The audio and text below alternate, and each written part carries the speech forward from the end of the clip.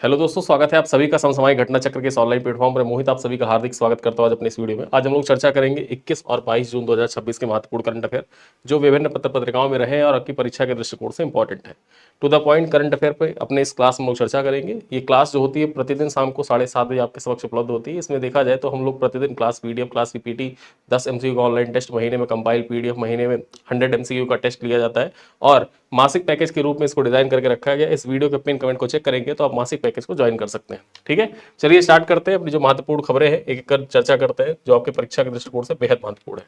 पहली खबर क्या है? विश्व ऊंट दिवस। यहाँ पर देखा जाए जो विश्व ऊंट दिवस होता है ये हर साल कब मनाया जाता है? तो 22 जून का जो दिन होता है इसको विश्व ऊंट दिवस के रूप में मनाया जाता है, जिसका उद्देश्य ऊंटों का संरक्षण तथा उनके सांस्कृतिक एवं आर्थिक महत्व के प्रति जागरूकता को बढ़ावा देना है। ठीक है, देखा जाए तो ऊंट को रेगिस्तान का जहाज कहा जाता है और यह विशेष रूप से राजस्थान, गुजरात के समृद्ध सांस्कृतिक विरासत का प्रतीक भी है। आगे चर्चा करें, ऊंट ग्रामीण क्षेत्रों में आजीविका, परिवहन और पर्यटन का महत्वपूर्ण साधन भी है। यहाँ पर देखा जाए यह दिवस ऊंटों की सहनशीलता, परंपराओं और मानव समुदाय के साथ उनके गहरे संबंधों को रेखांकित भी करता है। और इसी वजह से याद रखिएगा कि विश्व ऊंट दिवस हर साल कब मनाया जाता है? 22 जून के दिन मनाया जाता है। चलिए आगे चर्चा करते हैं। एथलीट नीरज चोपड़ा को best male athlete of the year का खिताब मिला है। ठीक है, best male athlete of the year किसको चुना गया है? नीरज चोपड़ा को चुना गया है। यहां पर देखते हैं 21 जून को नई दिल्ली में आयोजित इंडियन एथलेटिक्स अवार्ड 2025 में, इंडियन एथलेटिक्स अवार्ड 2025 में नीरज चोपड़ा को best male athlete of the year चुना गया है। यहां पर देखा जाए वर्ष 2025 में दोहा डायमंड लीग में 90.23 मीटर का थ्रो कर नीरज ने अपने 90 मीटर का आंकड़ा पार करने वाले पहले भारतीय बन गए थे। यानी कि देखा जाए जो दोहा डायमंड लीग था उसमें 90.23 मीटर का भाला फेंका था। ठीक, और उसके बाद नीरज चोपड़ा 90 मीटर का आंकड़ा पार करने वाले पहले भारतीय खिलाड़ी बन गए थे। चलिए देखते हैं महिलाओं में देखा जाए किसको चुना गया है best athlete of the year 2025। महिलाओं में पारुल चौधरी को चुना गया है। किसको? पारुल चौधरी को। यहां पर देखा जाए एथलेटिक्स फेडरेशन ऑफ इंडिया के द्वारा आयोजित समारोह में पीटी उषा, गुरबचन सिंह रंधावा और वीर बहादुर चौहान, साथ ही साथ अंजू बॉबी जॉर्ज को लाइफ टाइम अचीवमेंट अवार्ड से भी सम्मानित किया गया है। ठीक है, तो ये पॉइंट्स आपको याद रखना है कि एथलेटिक्स फेडरेशन ऑफ इंडिया के द्वारा आयोजित ये समारोह था। और यहां पर देखा जाए जो इंडियन एथलेटिक्स अवार्ड 2025 थे इसमें बेस्ट मेल एथलीट किसको चुना गया? नीरज चोपड़ा को। बेस्ट फीमेल एथलीट किसको चुना गया? पारुल चौधरी को। वहीं पर जो लाइफ टाइम अचीवमेंट अवार्ड मिला है किसको किसको? पीटी उषा, गुरबचन सिंह रंधावा, बहादुर सिंह चौहान और अंजू बॉबी जॉर्ज को। चलिए आगे देखते हैं। विश्वास सपकाल ये स्लोवाकिया में भारत के नए राजदूत बने हैं। ठीक है, देखते हैं 20 जून को भारत सरकार ने वरिष्ठ भारतीय विदेश सेवा के अधिकारी हैं विश्वास विदु सपकाल, इनको देखा जाए स्लोवाकिया गणराज्य में भारत का अगला राजदूत नियुक्त किया है। चर्चा करें, विदेश मंत्रालय के अनुसार वह 2022 से संयुक्त सचिव के पद पर कार्यरत थे और 1998 से विभिन्न दायित्व निभा चुके हैं। चर्चा करते हैं, उन्होंने मॉस्को, रूस, येरेवन, अर्मेनिया, शिकागो स्थित भारतीय मिशनों में सेवाएं दी हैं तथा 2016 से 2019 के बीच में फिजी में भारत के उच्चायुक्त रह चुके हैं। ठीक है, यहां पर चर्चा करें, स्लोवाकिया मध्य यूरोप में एक स्थलरुद्ध यानी कि लैंडलॉक कंट्री है, जहां हाल ही में देखा जाए 14 से 16 जून को प्रधानमंत्री नरेंद्र मोदी के द्वारा यात्रा की गई थी। ठीक है, और उसी दौरान देखा जाए स्लोवाकिया के द्वारा जो स्लोवाकिया का सर्वोच्च राजकीय सम्मान है वो प्रधानमंत्री नरेंद्र मोदी को प्रदान किया गया था। चलिए आगे देखते हैं। उड़ीसा में कोयला गैसीकरण प्रोजेक्ट को मंजूरी प्रदान कर दी गई। यहां पर चर्चा करते हैं 20 जून को उड़ीसा के लखनपुर झारसुगुड़ा में जो पड़ता है, यहां पर देखा जाए भारत के पहले commercial scale coal to ammonium nitrate project को आधारशिला यहां पर रखी गई है प्रधानमंत्री नरेंद्र मोदी और द्रौपदी मुर्मू के द्वारा। चर्चा करें, लगभग 25,000 करोड़ रुपए की लागत वाले इस प्रोजेक्ट को कोयला गैसीकरण तकनीक के द्वारा सीधे अमोनियम नाइट्रेट से उद्घाटित किया जाएगा। यहां पर देखा जाए भारत कोल गैसिफिकेशन और chemicals limited, coal India limited, Bharat heavy electricals limited और गेल इंडिया लिमिटेड का संयुक्त उद्यम है। देखा जाए तो प्रोजेक्ट में प्रतिदिन लगभग 2000 टन अमोनियम नाइट्रेट का उत्पादन होगा। इसमें स्वदेशी प्रेशराइज्ड फ्लूइडाइज्ड बेस्ड गैसिफिकेशन तकनीकी का उपयोग किया जाएगा। ठीक है, चलिए आगे देखते हैं योगांध्रा 2026 के बारे में। जैसा कि आप जानते हैं कि जो 21 जून का दिन होता है इसको योगा दिवस के रूप में मनाया जाता है और इस बार का थीम क्या था मैंने आपको पहले बताया था, योगा फॉर हेल्दी एजिंग। ठीक है, ये इसका थीम है। और जो मुख्य आयोजन किया गया था, मुख्य आयोजन कहां पर हुआ था? मुख्य आयोजन हुआ था कोलकाता में। ठीक है, ये मुख्य आयोजन जो किया गया था योग दिवस का, मुख्य आयोजन कोलकाता में हुआ था, लेकिन रिकॉर्ड यहां पर बना है आंध्र प्रदेश में। चलिए देखते हैं क्या रिकॉर्ड बना है।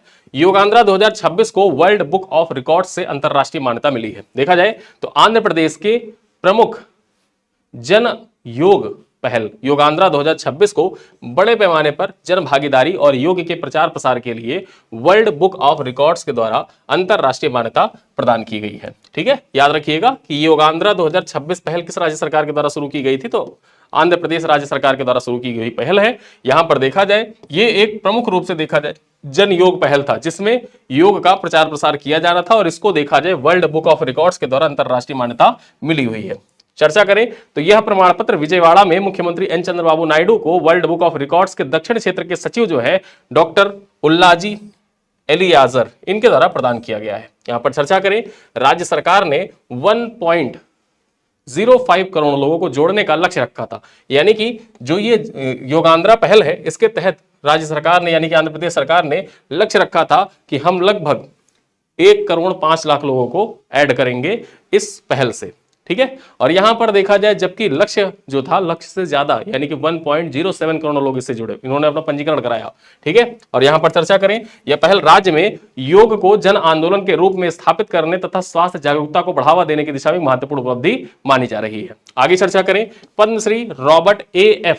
थुरमन का निधन हो गया है। ठीक है, पद्मश्री से सम्मानित थे रॉबर्ट A.F. थुरमन, इनका निधन हो गया है। चर्चा करें 28 जून को तिब्बती बौद्ध धर्म के प्रख्यात अमेरिकी विद्वान, लेखक और पद्मश्री से सम्मानित रॉबर्ट A.F. थुरमन का 84 वर्ष की आयु में निधन हो गया। देखा जाए तो वे 14वें दलाई लामा से दीक्षित होने वाले पहले पश्चिमी व्यक्ति थे और तिब्बती बौद्ध अध्ययन के प्रमुख विद्वानों में एक थे। ठीक है, याद रखिएगा इनका नाम महत्वपूर्ण क्यों हो जाता है। सबसे पहले तो ये पद्मश्री से सम्मानित थे, इस वजह से महत्वपूर्ण हो जाता है। और दूसरी खास बात यह है कि जो 14वें दलाई लामा है, ठीक है, वर्तमान में जो दलाई लामा है, इनसे दीक्षित होने वाले ये पहले पश्चिमी एशियाई व्यक्ति थे, मतलब पहले पश्चिमी पाश्चात्य कंट्रीज से आने वाले ये पहले व्यक्ति थे जो बौद्ध धर्म से जो 14वें दलाई लामा है उनसे दीक्षित है। ठीक है, चलिए देखते हैं। उन्होंने कोलंबिया यूनिवर्सिटी में इंडो तिब्बती बौद्ध अध्ययन पर जे सोंग खापा प्रोफेसर के रूप में कार्य किया है और अनेक बौद्ध ग्रंथों का अनुवाद भी किया है। देखा जाए तो भारत सरकार के द्वारा उन्हें 2020 में साहित्य और शिक्षा के क्षेत्र में योगदान के लिए पद्मश्री से सम्मानित भी किया गया था। और जब भी निधन से संबंधित सवाल पूछे जाते हैं, मैं आपसे हमेशा कहता हूं कि निधन वाले वो पॉइंट इंपॉर्टेंट होते हैं जो कोई पद्म भूषण, पद्मश्री, पद्म विभूषण से सम्मानित हो, भारत रत्न से सम्मानित हो या किसी विशिष्ट क्षेत्र से जुड़ा हुआ व्यक्ति हो, उसका जब निधन होता है तो आपकी परीक्षा के दृष्टिकोण से उनका नाम इंपॉर्टेंट हो जाती है, उनकी उपलब्धियां इंपॉर्टेंट हो जाती है। चलिए आगे देखते हैं। जयपुर दुनिया के 20 सर्वश्रेष्ठ कला और सांस्कृतिक शहरों में सम्मिलित हुआ है। यहां पर देखा जाए 19 जून को लंदन स्थित अंतरराष्ट्रीय पत्रिका टाइम आउट के द्वारा जारी रैंकिंग में जयपुर को दुनिया के 20 सर्वश्रेष्ठ कला और सांस्कृतिक शहरों में 18वां स्थान प्राप्त हुआ है। यानी कि ये जो टाइम आउट पत्रिका है, इसके द्वारा एक रैंकिंग जारी की गई कला और संस्कृति के क्षेत्र के जुड़े हुए महत्वपूर्ण शहरों की। उसमें जो सर्वश्रेष्ठ 20 शहर थे, उन 20 शहरों में जयपुर जो है इसको 18वां स्थान प्राप्त हुआ है। ठीक है, लंदन इस सूची में प्रथम स्थान पर है, जबकि जयपुर शीर्ष 20 में शामिल होने वाला भारत का एकमात्र शहर है। ठीक है, शीर्ष 20 में शामिल होने वाला एकमात्र भारतीय शहर कौन सा है? जयपुर है। चलिए देखते हैं। यह रैंकिंग शहरों की सांस्कृतिक विरासत, संग्रहालयों तथा कला कार्यक्रमों के आधार पर तैयार किया जाता है। चर्चा करें, ब्लू पॉटरी, ब्लॉक प्रिंटिंग, हवा महल, सिटी पैलेस तथा अंतरराष्ट्रीय साहित्य और सांस्कृतिक महोत्सव के कारण जयपुर को यह सम्मान प्राप्त हुआ है। आगे चर्चा करते हैं। सुप्रीम कोर्ट ने फुटपाथ पर चलने के अधिकार को मौलिक अधिकार माना है। यानी कि अब जो फुटपाथ पर चलना है ये आपका मौलिक अधिकार है। अगर देखा जाए फुटपाथ पर बहुत से लोग होते हैं, दुकान लगा के फुटपाथ को ब्लॉक कर देते हैं, फुटपाथ पर गाड़ी खड़ा कर देते हैं, तो अब ये आपका मौलिक अधिकार है, आपके मौलिक अधिकारों का हनन हो रहा है, तो आप आवाज उठा सकते हैं उसके विरुद्ध। ठीक है, कि आप यहां से हटाइए इसको, ये हमारा मौलिक अधिकार है फुटपाथ पर चलने का। देखा जाए तो सुप्रीम कोर्ट ने अपने एक महत्वपूर्ण निर्णय में कहा है कि निर्धारित फुटपाथ पर चलना नागरिकों का मौलिक अधिकार है और इसे मोटर वाहनों की आवाजाही पर प्राथमिकता दी जानी चाहिए। यानी कि जो मोटर वाहन होते हैं उनके बजाय देखा जाए जो पैदल चलना होता है उनकी आवाजाही पर प्राथमिकता दी जाएगी। ठीक है, न्यायालय ने स्पष्ट किया है कि यह अधिकार अनुच्छेद 19(1)(d) के तहत प्रदत्त देश में स्वतंत्र आवागमन के अधिकार का हिस्सा है। चलिए देखते हैं। साथ ही साथ अनुच्छेद 21 के अंतर्गत जीवन और व्यक्तिगत स्वतंत्रता के अधिकार से भी जोड़ा गया है। यानी कि महत्वपूर्ण यह हो जाता है कि जो स्वतंत्र आवागमन, देश में स्वतंत्र आवागमन का अधिकार ये कहां पर दिया गया है? अनुच्छेद 1D में दिया गया है। मेनका गांधी जो केस था, मेनका गांधी केस, उससे संबंधित है अनुच्छेद 1D। ठीक है, और चर्चा करें अनुच्छेद 21 के अंतर्गत जीवन जीने तथा व्यक्तिगत स्वतंत्रता के अधिकार से भी इसको जोड़ दिया गया है। यानी एक प्रकार से देखा जाए तो फुटपाथ पर चलना अब आपका मौलिक अधिकार बन गया है।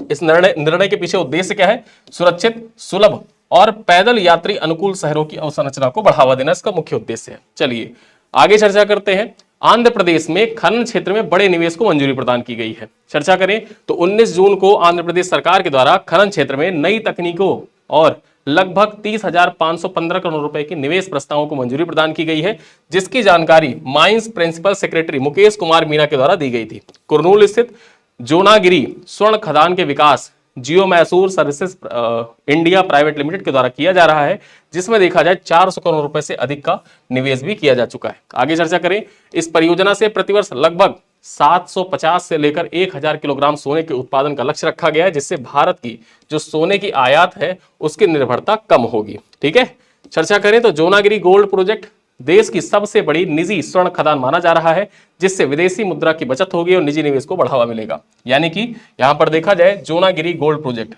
ठीक, ये किस राज्य में अवस्थित है, कहां पर इसकी खुदाई होगी? जोनागिरी जो खदान है कहां पर है? तो ये आंध्र प्रदेश में। जैसे केजीएफ है ना कोलार गोल्ड फील्ड्स, उसी प्रकार से जोनागिरी गोल्ड फील्ड्स है।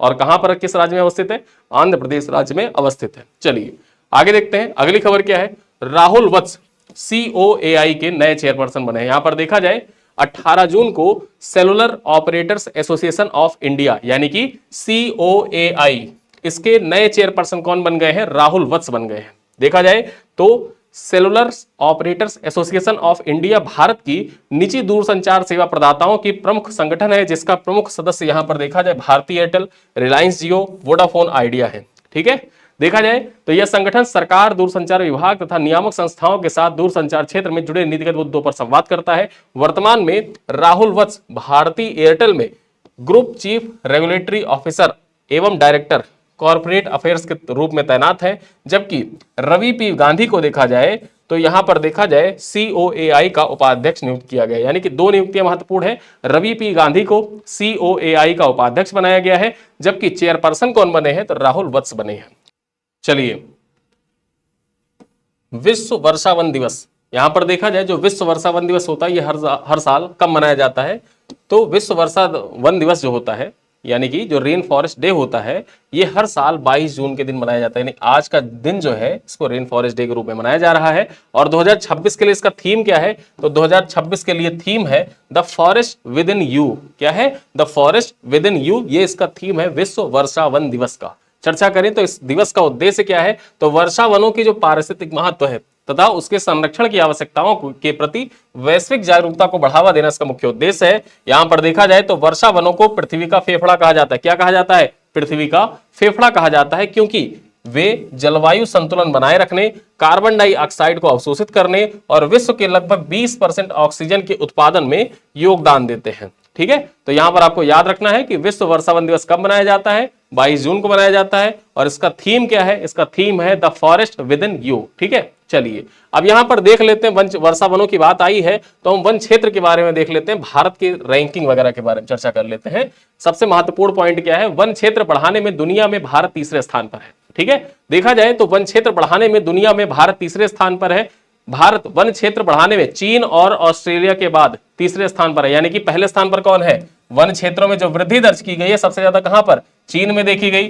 दूसरे नंबर पर देखा जाए जो वन क्षेत्रों में वृद्धि ऑस्ट्रेलिया में, और तीसरे स्थान पर कौन है? भारत है। यहां पर देखा जाए हम वन क्षेत्र के मामले में दुनिया में 10वें से 9वें स्थान पर पहुंच गए हैं। भारत 5वां सबसे बड़ा कार्बन सिंक कंट्री भी है। साथ ही साथ देखा जाए तो हमारे जो जंगल है वो हर साल 15 करोड़ टन कार्बन सोखते हैं। ठीक है, आगे चर्चा करें तो दुनिया की सबसे समृद्ध जैव विविधता वाले 17 देशों में भारत भी सम्मिलित है, जबकि पश्चिमी घाट दुनिया की 8 सबसे महत्वपूर्ण जैव विविधता वाले हॉटस्पॉट्स में शामिल है। यानी कि जो 17 कंट्रीज हैं जहां पर सबसे ज्यादा बायोडायवर्सिटी पाई जाती है उनमें भारत भी सम्मिलित है। और जबकि देखा जाए जो पश्चिमी घाट है उसको देखा जाए जो दुनिया की 8 सबसे महत्वपूर्ण जैव विविधता वाले हॉटस्पॉट हैं उनमें हमारा पश्चिमी घाट भी सम्मिलित है। देखा जाए तो 1445 वर्ग किलोमीटर हरित क्षेत्र देश में 2 साल में बढ़ा है। यानी कि पिछले 2 सालों में देखा जाए तो 1445 वर्ग किलोमीटर हरित क्षेत्र बढ़ा है। और यह लगभग एक बड़े शहर के क्षेत्रफल के बराबर है। यानी कि एक बड़े शहर के क्षेत्रफल के बराबर भारत में हरित क्षेत्र जो है उसकी वृद्धि दर्ज की गई है पिछले 2 सालों में। तो इस प्रकार से देखा जाए ये उपलब्धियां आपके मुख्य परीक्षा के लिए महत्वपूर्ण हो जाती हैं। ठीक है, पर्यावरण संरक्षण से संबंधित जीएस पेपर 3 में सवाल पूछे, आपके निबंध में सवाल पूछ लेता है, तो वहां पर आप इन पॉइंट्स को मेंशन कर सकते हैं, आपकी परीक्षा के लिए बेहद महत्वपूर्ण है। अब चलिए चलते चलते कुछ सवाल हैं जिनका उत्तर आप कमेंट बॉक्स में दीजिएगा। पहला सवाल क्या है कि भारत का पहला बीएसई सात्विक 100 इंडेक्स किस संस्था के द्वारा लॉन्च किया गया है? भारतीय reserve bank, national stock exchange, BSE index services private limited या सेबी के द्वारा।